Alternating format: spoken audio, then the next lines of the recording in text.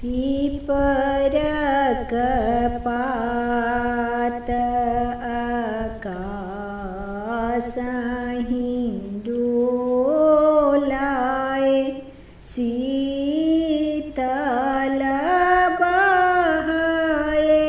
बसत यो, ताहि तर बाबा पलंगा ओछाओल, सूतल पीतांबरी तानियो, आई हे माई पढ़े पड़ोसिनी, बाबा के दियानु जगाई है, जिनका घर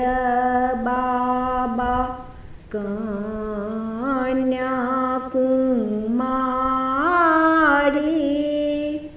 से हो कौन सुताए निश्चिंत यो, जाऊ यो बाबा नगर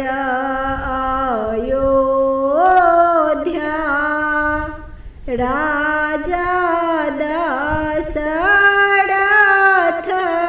हुनि नामयो, राजा दशरथ के चारि बालक छनि,